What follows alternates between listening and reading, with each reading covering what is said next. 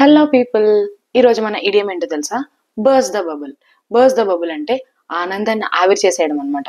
మీరు దేని గురించో చాలా ఎక్సైటెడ్గా చాలా హ్యాపీగా ఉన్నారనమాట.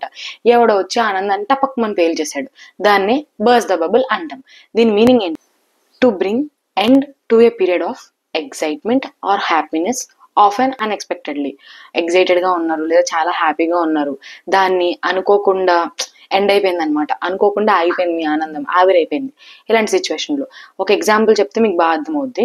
News of the companies bankruptcy bursts the bubble of the employees who are expecting promotion. పాపం కంపెనీలో ఎప్పటి నుంచో వర్క్ చేస్తున్నారు, ప్రమోషన్ ఎక్స్పెక్ట్ చేస్తున్నారు నెక్స్ట్ మంత్లోనో నెక్స్ట్ వీక్లోనో.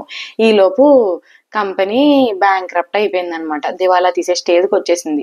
ఇప్పుడు పాపం హైక్ వస్తుంది అనుకుంటారు, ఇంకా బెనిఫిట్స్ పెరుగుతాయి అనుకుంటారు, డెసిగ్నేషన్ పెరుగుద్ది అనుకుంటారు. ఈలోపు మరి కంపెనీయే లేనప్పుడు వాళ్ళ ఆనందం ఆవిరైపోయినట్టే కదా.